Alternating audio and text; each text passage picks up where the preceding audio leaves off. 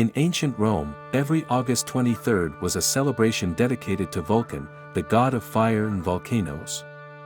This festival, known as the Vulcanalia, was an important event for the Romans. Vulcan, similar to the Greek god Hephaestus, was renowned for his skills in metalworking and forging. He was often depicted as being lame and somewhat deformed.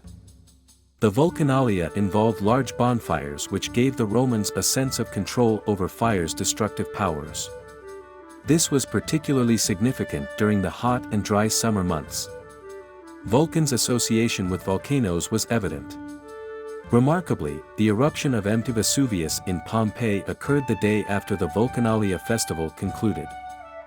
Following the devastating Great Fire of Rome, Emperor Domitian constructed a grand shrine to Vulcan on Rome's Quirinal Hill, symbolizing the god's importance. Vulcan is one of Rome's oldest gods, with origins tracing back to the Etruscan deity Cephalans. He was revered as the god of beneficial fire by the Sabine king Titus Tatius. Titus Tatius established a temple and shrine to Vulcan at the foot of Capitoline Hill, marking one of Rome's oldest religious sites. The Vulcanalia became an annual tradition from then on. Vulcan, as a son of Jupiter, created powerful lightning bolts for his father and forged weapons, armor, and jewelry for gods and heroes. His craftsmanship was legendary. According to legend, Vulcan was so ugly at birth that his mother, Juno, threw him off a mountaintop, resulting in a lifelong deformity. He was rescued and raised by the nymph Thetis. During his upbringing, Vulcan created a stunning silver and sapphire necklace for Thetis. Juno, jealous of the piece, was shocked to discover the craftsman's identity was her discarded son. Jupiter later offered Venus as a wife to Vulcan, but she was often unfaithful. Vulcan's anger over her infidelities was said to cause volcanic eruptions as he hammered red-hot metal.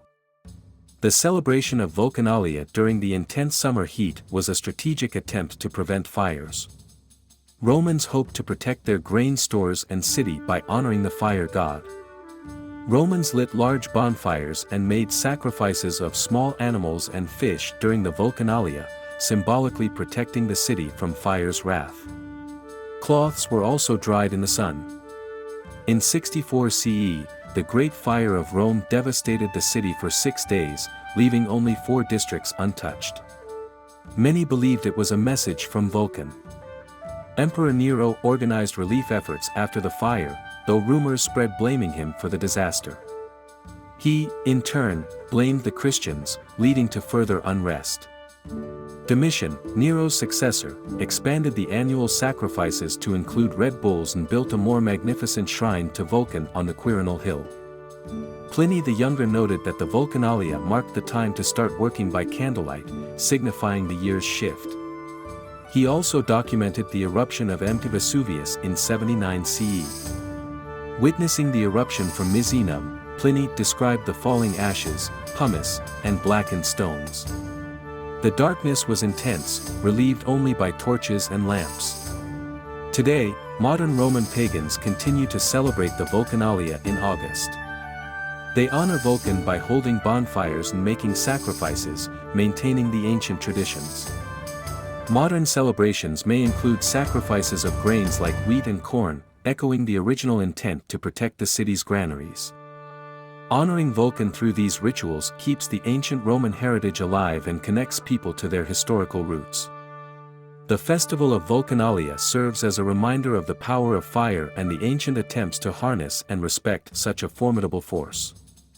By celebrating Vulcanalia, we embrace the legacy of ancient Rome and the cultural significance of its deities and traditions.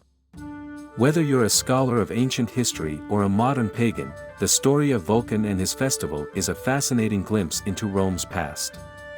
The Vulcanalia stands as a testament to the enduring human desire to understand and control nature's powerful elements.